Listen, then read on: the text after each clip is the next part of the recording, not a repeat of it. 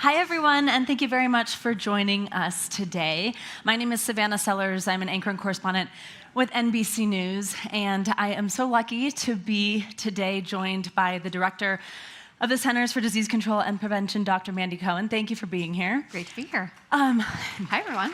Please. Of course, we are all aware of sort of the unprecedented times. I know that's an overused word, but it has certainly felt that way over the last 4 years or so. And the CDC playing a huge piece of that, whether it's in the COVID pandemic, the work that you're doing right now to sort of rebuild the CDC, certainly rebuild trust in it, and we are going to dig into all of that. This is called Straight Talk. Straight Talk. So we'll get ready for some of that. The first thing that I do want to point out is that it's been just about a year, and just a couple weeks or so, I think, is your 1-year anniversary. Congratulations on that. Thank you. What has this year been like? What a fantastic year. I feel really honored to be in this role at this time. Look, the world is different in 2024. We have learned so much about what we need to do to protect health and improve lives for our country and, frankly, for the world. And in order to meet that moment, CDC also needs to be different. So I was really honored to take on this role coming out of an emergency and thinking about how we can take those lessons learned, really embed it into our work, and make sure that we are the response agency that our country needs in order, again, to protect health and improve lives. And I'm really proud of the work. I've never gotten so many frequent flyer miles in my life. I've been all over the country, all over the world, seeing the incredible work. I'm really proud to lead the team at this moment. But look, folks are tired coming out of the pandemic. And so I'm really proud of how they've really embraced the change that we need to really think about in order, again, to turn this next new chapter. I think we are really focused on embedding those lessons learned. For example, turning our data into action really quickly. I think CDC does a great job of having a lot of data. I think we have work to do to make sure we can make that data super actionable, as well as communicate simple, common sense solutions for folks to protect their individual health, their family's health, their community's health. So I hope you're seeing how we're communicating differently, we're using our data differently, and we're investing differently in the core systems that we need. You may notice in the past we're very disease-oriented at CDC. We invest in malaria or HIV or COVID. But what we haven't been as good at doing is investing in the core functions that we need to make sure that we are the response agency, that we're protecting health, no matter the health threat. And so we're very focused in this next chapter of making sure that we've learned all of those lessons and embedded it in those core capabilities. With trust at a pretty significant low, polling shows, about a quarter of Americans, we'll get into this in a minute, but not trusting the CDC or the recommendations that they get from the CDC, and then, of course, just with a crisis like COVID, why did you want to take this job? Well, it's hard when you get a particular phone call to say no. No. I was honored to take on this role. I was so lucky to be in a moment of leading North Carolina through the COVID pandemic. I work for, I think, the best governor in the country, Roy Cooper in North Carolina. He's about to finish his 8 years leading the state of North Carolina. My successor who took over for me, Cody Kinsley, is here, who's also amazing. We got very lucky to work for a great governor. And leading through that historic pandemic really taught me a lot about how to think about trust. And it was the governor who, in February of 2020, said to us, the way we're going to be able to successfully navigate through this pandemic is about trust. It's like maintaining trust with the people of North Carolina. And we took that and turned it into a very tactical plan. And it was founded on 3 things. The first was on transparency. Being incredibly transparent with our data. Why were we making the hard decisions? Explaining to folks, this is what we know, this is what we don't know, and this is how we're making this decision today. Transparency was hugely important. I was very transparent about the decisions I was making for my own family. I talked about my family, my kids, a lot about how I wasn't seeing my extended family during the pandemic. The second was about relationships, and I was lucky that I got to lead in North Carolina for 3 years before the pandemic hit, and we had built a lot of strong relationships on both sides of the aisle, strong relationships between public health and health delivery. We got, I don't know if it's lucky, that's the wrong word, we had a lot of hurricanes in North Carolina, anyone from North Carolina, right? So we had some practice responding to emergencies and building up those partnerships and knowing how to work, but we also really thought intentionally about where are the already trusted members of the community. So North Carolina loves us some NASCAR, and we're a very faith-oriented state. And so how do you use those strengths, I think, of North Carolina and build that trust? So we had NASCAR drivers as well as church leaders and faith leaders working with us during the pandemic. And then the last one was really in operational excellence. And this is the thing you learn in kindergarten of like doing what you say you're going to do, right? Where if you say there are going to be tests available, make sure there are tests available. So it's not just recommending a vaccine, it's making sure that it is easy to get that vaccine and it is available, the cost is low, you can get the transportation. So those are the three main lessons really that came out for me about building trust in North Carolina. We very much mapped that to the work we're trying to do at the CDC. So I want to say, I know you started with the quote of saying 25% of folks don't trust the CDC, but 75% do, right? And so I'm going to take that. We want to build on it, of course. And, you know, there's a lot, I think, actually, of misnomer of saying, well, no one trusts the CDC anymore. Actually, the polling shows that there was a bit of a dip, but we've actually regained that trust in polling. And so we're actually back to pre-pandemic levels. And I think that's after a lot of hard work to show for folks that we are working for them. And how our work can help them in their real lives. So, for example, I'm really proud of a new heat health tool that we put out. It's real hot, not here right now, but everywhere else. It's super hot right now.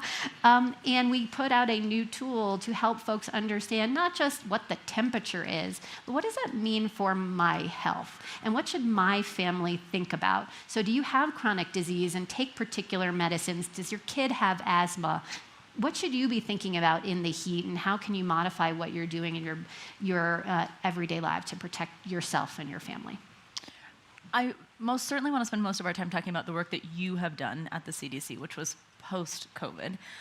But you just made a point to say how important transparency is and how much of your leadership relied on transparency during that time. Do you think the CDC was transparent enough during COVID? Well, I think it was really important for us to be able to articulate what we knew and what we didn't know. And that's really hard to watch science evolve in front of our eyes. We sort of all had never really been in that situation before. And I think there's a lot of folks who love to Monday morning quarterback a crisis, but it's a crisis. And look, we're not going to get everything perfect. I can only tell you how we thought about it in North Carolina around transparency, and that was having the governor, myself, and others literally every day doing a press conference and taking questions and explaining things to North Carolinians. So every day, 2 o'clock, Governor Cooper, myself, were out trying to, again, explain where we were, how we were making decisions, and that we would be back tomorrow if something changed. And so that and then we put data up on our website, one of the first states to be able to do that. And it took a ton of effort and a ton of work to be able to do that. But I think that really built a lot of trust with North Carolinians to say we were willing to go out. I think we did 180 press conferences. And so that kind of transparency, I think, really signaled to folks, one, that we were obviously taking it very seriously, but that we were willing to take hard questions every single day. In the vein of transparency, and maybe for those 24% is the number from JAMA that say that they don't trust the CDC. I do totally. 76% do. That's pretty good. But maybe for those 24, maybe even for more people. In that vein of transparency, do you think that it is important to drill down on the origins of COVID? Well, I think we need to be ready for health threats no matter where they come from. So whether it was lab-related or whether it was a transition from our animals and animal markets, the next one could be either, and so we better be ready for both, right? So, I'm more focused on making sure that we have the systems to be ready no matter what. And so we are very focused on our core capacities. Do we have the data, lab, workforce, and the response capability to be able to really respond, right? So no matter where that threat comes from, it may be here in our backyard, and I'm sure we'll get into avian flu, which we're seeing a lot here in the United States, or it may be overseas, which is why CDC has 60 country offices all around the world, and we're investing globally because the most effective way to stop an outbreak is at its source, right? And so having the expertise that we are building in partnership with many countries around the world, I think is really important. And we need to be ready no matter where that threat comes from, and it may be an infectious disease or it may be heat-related. Heat, as you know, are having many impacts on the environment, but it's also changing the patterns of mosquitoes and ticks that carry other diseases. So we need to be ready for all of the threats that are coming our way. But if I may, on the origin of COVID, for example, for many people, they feel that what they were hearing was then relegated to some conspiracy theory in terms of a lab leak. And now it's kind of half and half, how people believe that it actually may have started, that being one of the leading theories. Do you think that something like that was a piece of the mistrust, that there was that back and forth on something as important as that to a lot of people? How did this happen to us? Well, I think folks want straight talk, right? Which is what we're doing today.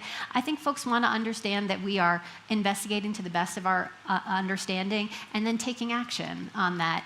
And I think that's, from my seat at CDC, what we're trying to do and explain to folks about how are we investing to protect their health and give them simple, common sense tools that can help them and their family be healthy.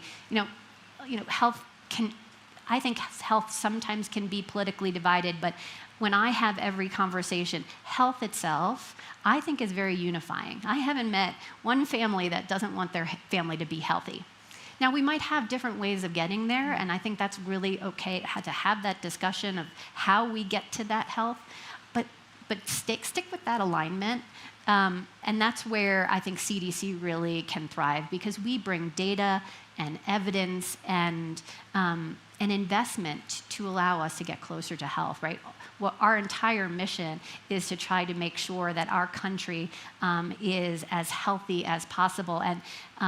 And that health allows us to be economically successful as well. And so helping folks understand that connection, the same way we invest in our military to protect us and keep us safe, we need to invest in CDC and our core capabilities to keep us safe. And so when I talk to folks about what they want and what they need, that resonates a lot with folks.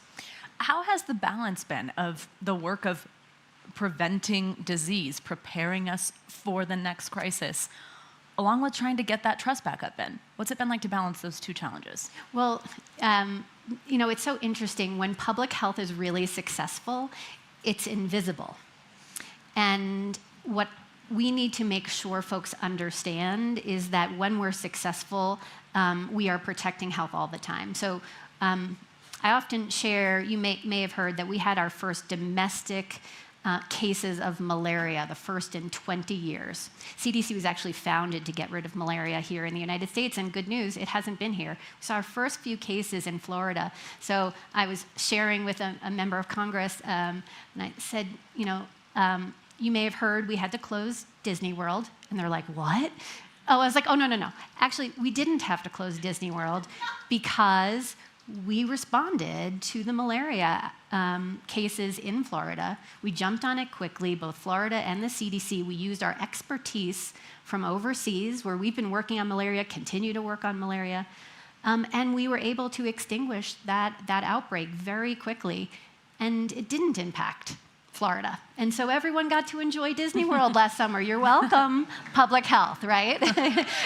So thank you, public health. But we need to tell those stories, right? When it works, it's invisible, right? So everyone who enjoyed Disneyland last summer doesn't realize that public health allowed that to happen. Or it's the safe meal that you had at a restaurant, or the safe water that you're drinking, right? So we have to all be better at telling those stories. I think there are ways in which we're doing it.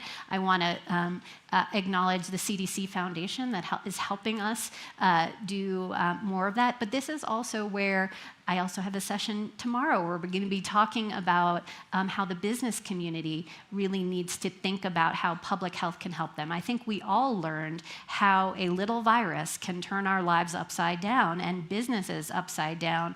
And how do we make keeping our communities safe and healthy part of what it means to run a strong and healthy business. So tomorrow, 11:40, come see us. I'll be with Representative Larry Bouchon, and we'll have a really good discussion. Again, where are those bipartisan places where there's a lot of alignment on how we protect our communities? You mentioned in that example partnerships globally. You also mentioned the frequent flyer miles you've been racking up. I know a lot of this year you have spent overseas working on partnerships. How much is that global conversation relationship impacting the work that you do here? How does it impact us here at home? So very similar to us needing to invest in core capabilities here domestically, we need to do the same thing internationally when we're working. So often, again, this is when we have been funding things globally, it's been to tackle a particular disease, which is good. And that has been a lot of work. I want the PEPFAR work to impact our HIV crisis around the world is unbelievably successful, just historic in terms of its ability to transform what was happening around the world in terms of death and disease and where we are now. It's just incredible. But we've built a platform that now can be used for other diseases and threats that we may see in the future. And we already saw that work during COVID. We used a lot of what we built for HIV to pivot to COVID. And so I think that's where we want to be going in the future.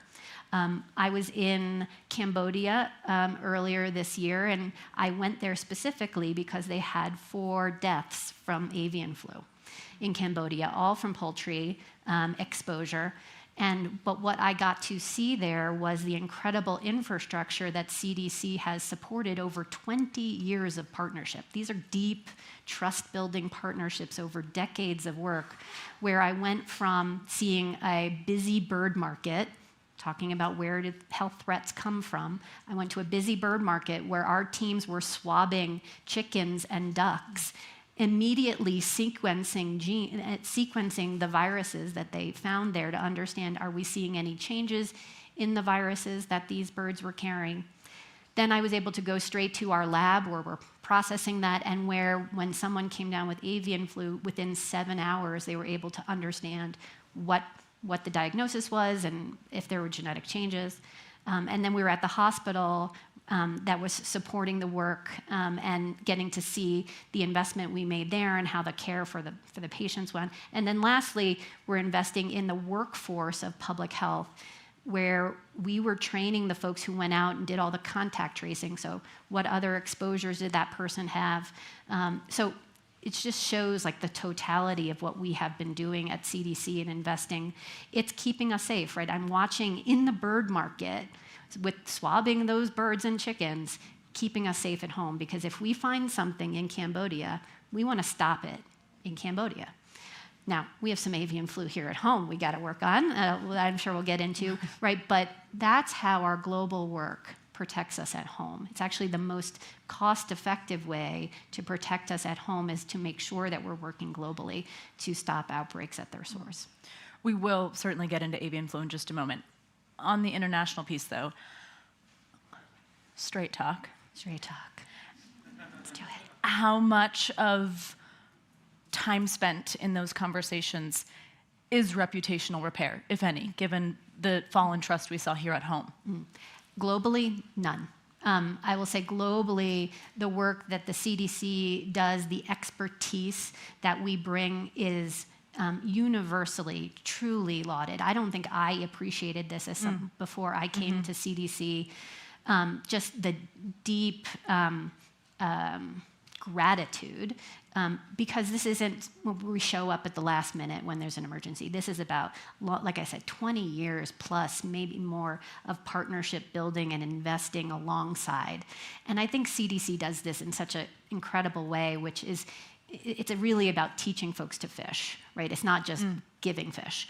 And it's building that infrastructure, building capacity, doing training. We have trained so many epidemiologists on the continent of Africa. It's really inspiring. We're training lab technicians to make sure they have the lab capacity. So I think it's really inspiring. And so actually none of the conversations globally are about, if anything, they want to make sure that we are in good standing, because we know that, look, our domestic success and our global work are linked. And so I do spend a lot of my time domestically to make sure that we show our value here at home every single day, so that we can continue that work globally. Let's talk more about avian flu. Just first, is this one of the biggest challenges you've been presented with so far? So I would have said, if you had asked me 6 months ago, what is the top bug that I'm worried about and that keeps me up at night, I would have said avian flu. And here we are. Now we have a pretty large outbreak in dairy cattle for the first time. So it's still at the top of the list. But this is, I want to distinguish where we are very in a different place than we were for COVID. You know, COVID, it was novel. We didn't have a test. We didn't have a vaccine. We certainly didn't have any treatment. And we didn't know about this virus. Very different story with avian. We've been studying this for decades. And so we have a very extensive network of detection mechanisms that we're able to rely upon.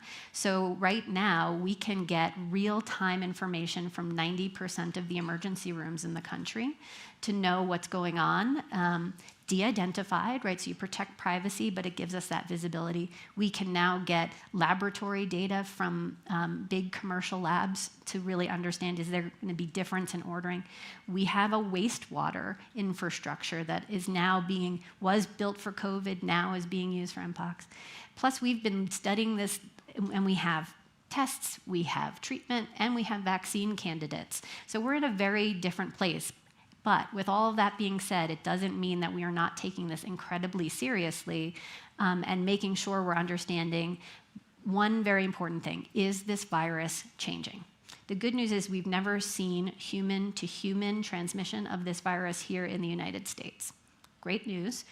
But we also learned through COVID that can change. So today, Friday, we've never had a human-to-human case. Could that change tomorrow? Yes, it could. Now, I do think that overall risk to the population continues to be low, but that's why we need to stay ahead of this virus. You don't want to give it opportunities to change. So you really do want to cut down the amount of virus that we're seeing in our cattle, in mammals, and any opportunity for it to go to particularly other kinds of animals like pigs. Pigs we're particularly worried about because those are places where we know we can get more genetic transformation of the virus. So we want to make sure we're cutting down on the amount of chances for this virus to change, and we want to make sure we're protecting workers who may be exposed to infected cows. We do know that this virus can spread through contact. We've been lucky that we've had 3 pretty minor cases so far. I feel very confident in our detection mechanisms that I don't think we're missing any severe cases of avian flu, given the extensiveness of our systems. But we have more work to do, again, to make sure that farmers are protected, that we're doing enough testing on our farms. But the other good news I didn't mention also, milk is safe, right? My kids are drinking milk. Pasteurization works. But we want to, again, cut down on the amount of virus circulating so it gives it less chance to change. I have to ask about that since you just said it. Are you concerned about what you're seeing in the rise of people drinking raw milk? Well, you know, we are putting it was never a recommendation from CDC to drink raw milk before this. So please don't drink raw milk. That is not a good idea. We have had multiple studies that have shown in animals that folks ingesting raw milk could make you very, very ill. Please don't do that.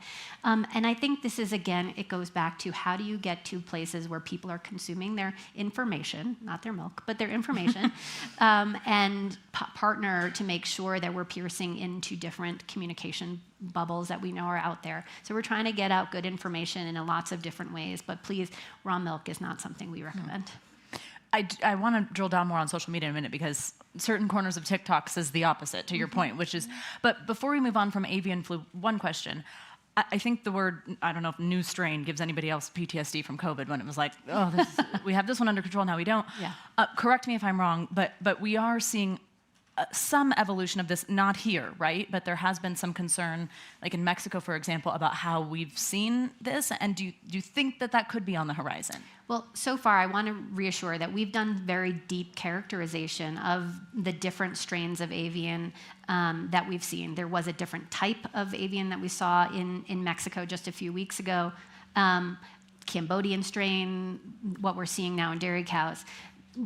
From our look at this virus, what is important is that it hasn't changed in a way that makes us think it's more likely to spread human to human. Those receptors, those binding sites have stayed exactly the same. So those are the things that we're watching out. Now, there have been other changes within the genetic pattern of it, but not in places that make our team concerned. But this is exactly why we need to stay ahead of this and make sure that we are preventing or limiting the opportunities for it to spread, to change. And so that's why we're trying to get our arms around it. What do you do about the just total tsunami of misinformation? This is a hard one. CDC is not going to solve this by ourselves. You know, my thought and our tactical approach to misinformation is to flood the zone with good information, right? So make sure we are getting out accurate, timely, easy to understand information that people can use, right? Common sense, simple solutions. But look, everyone is consuming their information differently. And like I said, the world is different in 2024, and we, CDC, have to be different. So we have to actually make our information much more engaging. Some would say entertaining.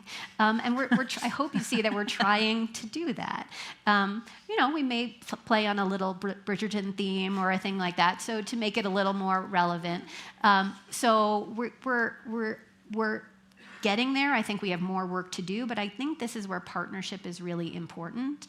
I think that there are folks who are really good at this. We want to partner with folks who are good at making sure we can make good, accurate, timely information also engaging for folks so that it works. So we have more work to do there, but that is my approach within the CDC lane of misinformation. Now, there's things to do in the larger world of Congress and regulations and others, but you know, for us, it's about good information and flooding the zone and really figuring out how we can use those same algorithms that can promote wrong information. Well, how do you use them to promote the good information as much as you can?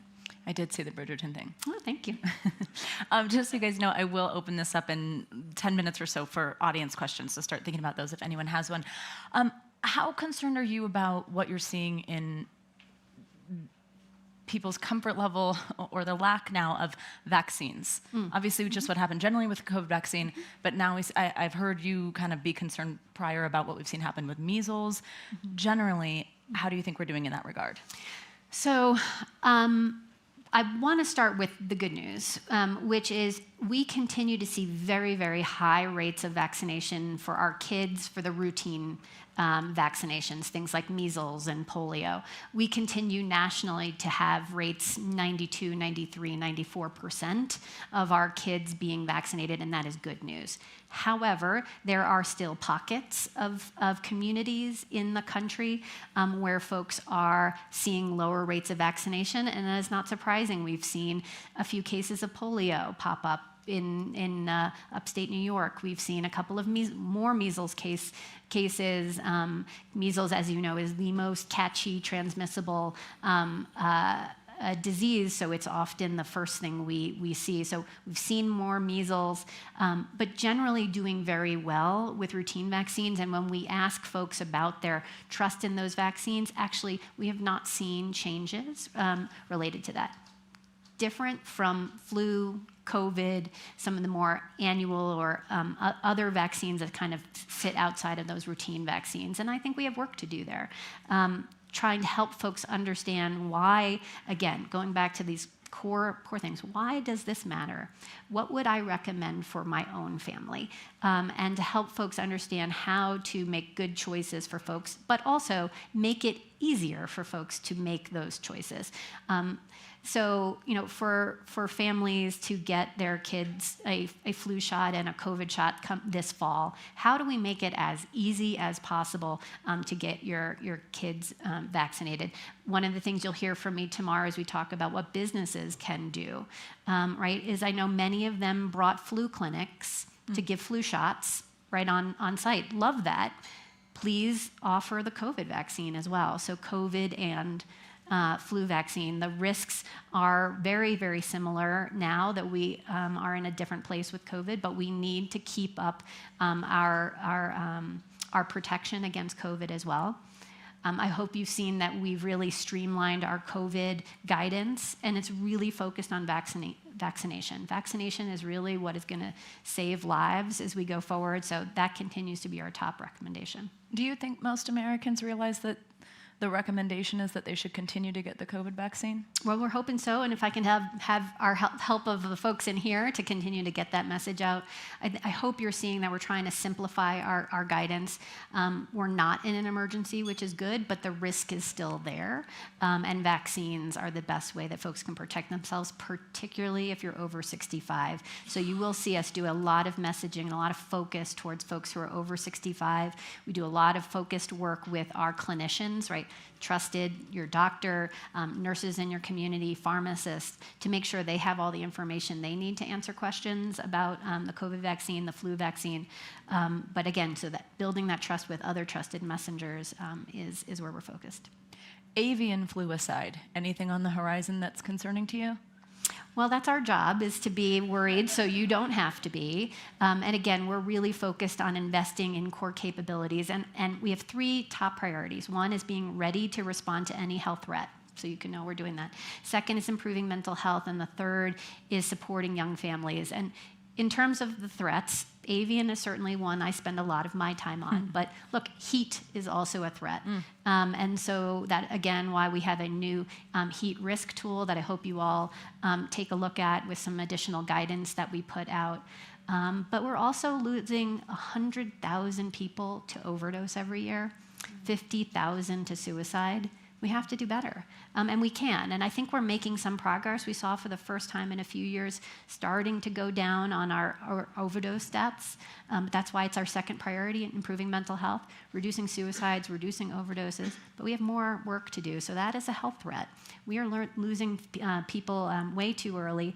And so we have work to do in that space. But that, again, is where CDC is offering our data and our expertise and helping folks understand what are the best practices that they can invest in for their community to keep them safe. And I think it says something that the Centers for Disease Control is taking up mental health as such a priority. Well, look, we know mental health is a disease. We also know addiction is a disease, not a moral failing. And so we need to be making sure we're arming people with the resources and tools to protect themselves, making sure we're promoting things like 988, 24 hours, 7 days a week, a resource for folks. If they're in a moment of crisis, reach out. For folks who are struggling with addiction, know recovery is possible. We know the best time to get folks into recovery is when they have a non-fatal overdose. And so how do we make systems work so we can link folks to care at that moment? That's data straight from CDC. So those are the kinds of places where I think we can make progress. I'll just ask one more question before we open it up to the audience. 6 or 7 months or so before you took this job, a group of policy experts, medical experts came together to kind of say the CDC needs an overhaul pretty publicly. Would you say that's what you've been doing? Is that what the last year has been, an overhaul? I would say it's a really important moment for change. And we've undergone a lot of change. There's been some organizational structure change, but for me, more importantly, is operating differently as a team, as that one team that, again, is not disease siloed, but is disease agnostic, focuses on really core systems, data systems, laboratory systems, workforce training, response capability, and making sure we're doing that not just domestically, but globally as well. So we have gone through a lot of changes, and we're not done, right? So this is hard work that's going to go on for a number of years, and we should always be searching for improvement and making sure we're getting our organization to be operating even better. But yes, we've gone through a lot of changes. I'm proud of the team. There's more work to do. Absolutely, and congrats again on almost 1 year. Okay, I'll open it up to audience questions. Got mics moving around the room. I see a hand right here. Thank you so much for what you're doing. Thanks. Thank you so much for what you're doing. Forgive me for asking this question, please, but what's the CDC position about masks? So turns out masks work to protect both you and others. And they are one tool amongst many that folks can utilize to protect themselves. You were hearing me say we simplified our guidance around COVID to really focus folks on the thing that is going to save the most lives, and that continues to be vaccine. Now, for certain folks, you want to layer on additional protection. Masks is one. One thing that we don't talk as much about that I wish we would talk more about is about indoor air quality. And making sure that we are thinking about not just opening a window, but as we think about our schools and our airports, are we doing the work that we need to improve indoor air quality? We have some recommendations there as well. So there are many layers of things we can add on to protect ourselves. Again, it's not just about COVID, it's about COVID, flu, RSV. There's lots of bugs, parainfluenza that circulate, particularly during winter, that we need to think about. When someone asks, well, what do you do or what should I do? You want to think about your own personal risk as well as who are you around. Are you going to visit the grandparents? Yeah, maybe you want to add on some additional layers of protection for yourself. If you're young and healthy, maybe less is more for you. So again, who are you? What is your risk? And who are you around? And what is their risk as well? We'll go right over here. Yeah. So you talk a lot about the infectious diseases, and they sort of occupy attention and your attention as they should. But what most people die of is not from those diseases. They die of non-communicable diseases. Heart disease. So heart disease and cancer, obesity, diabetes. So what is the CDC's initiative, and where are these diseases in your priority? Yeah. So you heard response number one, right? Because we have to be ready for whatever health threat, and that allows us to invest in core capabilities that help us no matter the threat, whether it's an infectious disease or not. Second is improving mental health. Again, making sure we're reducing suicides and overdoses, really important area. And then the third is supporting young families. And this is really where I see our prevention investments really shine. Because yes, it's about making sure our kids are vaccinated, as we were talking about, that they're not food insecure, that mom's having a healthy pregnancy. But it's also so mom and dad are going to live long, healthy lives and are role modeling those healthy behaviors for our kids. And so this is where the diabetes prevention work, the obesity, smoking cessation work really shines. And helping folks understand why it's so important for CDC to continue to work on these issues.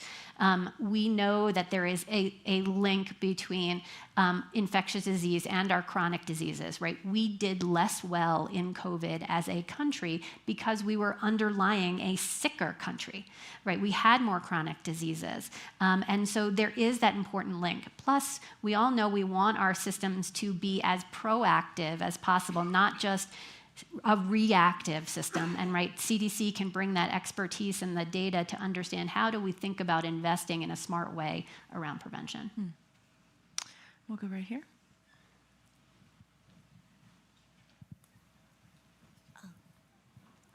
Hi, yes. Hi. My question is, why isn't the CDC able to study the epidemic of gun violence? So we actually we have some parameters from Congress around what we're able to use our dollars for in terms of evidence, but we are able to actually do work in the space of gun violence, and actually you'll see some more from CDC later this year on that, particularly looking at the impacts of guns on suicide. And I think that's where we've done the most work. As you probably know, that half of suicides are related to gun violence, and if you're looking at male suicides, it's even higher. I think there is a lot of building consensus around how do we do better related to gun safety in that space. So I think that is one place where CDC is able to bring our data and expertise. Oh, we'll go right there. Thanks. Yeah, back to infectious diseases, if you will. You mentioned that there is a difference between people's trust in routine vaccination and some of these annual vaccinations. How do we, with all the innovation happening in potentially annual vaccinations like RSV, how do we make people believe more in these being routine vaccinations as opposed to thinking of them as periodic? Yeah, I think it's a good question, but also remember, like, in order to build trust, it takes time. Right, these routine vaccines have been around for many, many, many, many, many years, and we've had a long time for folks to build trust. Now, I want to accelerate that. I'm not willing to wait 20 years to save lives. And so we're looking for ways, again, to build partnerships to think about what are the ways we can help folks understand that. But this is where I think the partnership between public health and the health delivery system is so critical, right? Folks aren't coming to public health to get their vaccines. They're going to their pediatrician's office. They're going to their primary care doctor's office. And are we making it as easy for those folks to answer questions about vaccines, frankly, to have vaccines available for their patients? We showed in research the number one reason people aren't getting vaccinated is because their doctor didn't mention it. Wow. So they just assumed, my doctor didn't mention it. If he or she wanted me to get it, they would have mentioned it, and I would get it. But they didn't mention it. And the doctors are like, I don't want to mention it because maybe that feels political. And you're like, no, it's medical, right? This is about health. And so, help. So one of the things CDC did last season was put out a discussion guide. How do you talk about these vaccines with your patients? How do you make sure that you are bringing it up, putting it into your workflow of your practice? And this has been a great partnership with AMA, American Academy of Family Physicians, American Academy of Pediatricians. So it's more than just saying you should get it. It's how do we put it into the workflow, make it easy, and to your point, make it routine. You come in the fall and say, hey, it's September, it's October. Have you gotten your flu shot? Have you gotten your COVID shot? What about RSV? What are your risk factors there? So I think we're going to get better and better at this, but this is exactly why public health and healthcare need to be integrated, why we have to have the data integration that's absolutely necessary so we can know who's vaccinated, who's not vaccinated, and making sure we have quality metrics around it, that we're using our payment systems to incentivize vaccination. So there's a lot more I think you're going to see us continue to get better at as we go forward. Let's go right here. Thank you for your talk, Dr. Cohen. This is great. I'm really interested in molecular and genomic epidemiology, such as wastewater that you mentioned. So I just want to hear your opinion. Where is this going? How are we going to expand this to infectious and even non-infectious diseases? And then how can we change this to, instead of just say, this is what we're seeing going on, to tell clinicians, this is how you should alter your practice in the clinic based on what we're seeing? I'm a huge fan of wastewater, and I know Niall Brennan. Niall Brennan's right here in the room. So he was chief data officer at CMS and came with me to CDC, again, to put our healthcare delivery data and public health and plug public health into our health delivery system. And he is one that really energized some of our wastewater work to make it more usable for folks. To your point, I'm a big fan of wastewater, but it's not a definitive. It's a signal. It's not a definitive declaration of something that's happening in a community, but it can be a signal that helps you ask more questions and focus your resources. We're seeing that happen in avian flu right now. We built this national network for COVID. We also started using it for Mpox, and now we're using it for avian. And so we are seeing different counties that are showing some impact of avian. But look, that could be for a lot of reasons. Is it from dairy cow? Is it from wild birds? Is it from chickens? Is it part of seasonal influenza A. So it's a signal, but I think it helps us target our work, and I want to see us get more and more sophisticated as we do that. I think there are a lot of possibilities here that we're just at the beginning of, but this is where I'm hopeful to see more innovation in this space. I think it's really exciting and can be a tool to give us an early warning signal before someone gets sick and walks into an emergency room. Yeah. Let's go right here. What is the CDC's role regarding long COVID? So the question was, what's CDC's role regarding long COVID? So obviously, we have learned a lot about the impact of viruses, and frankly, we're learning so much about what we don't know in terms of our own immune systems. Why do some people get so sick and other people aren't impacted as well? Why do some people have a 1-week course and others have months and months and months of ongoing persistent symptoms? We've made a huge investment across HHS related to long COVID. A lot of that is basic research that's being done by NIH. Dr. Rachel Levine, who is here, is leading that work for the department out of the office of the secretary, because it is important that we do it not just from CDC but across. The most important thing I want to continue to reiterate is getting vaccinated. Vaccination reduces your likelihood that you are going to get long COVID. So those are the important links we're trying to make for folks. But I'll just say, on a personal note, someone, one of my very, very close friends has long COVID, is still struggling with long COVID, and it impacts many aspects of our life, so I see it personally. So it's something that's very much on our mind. Let's go right there, please.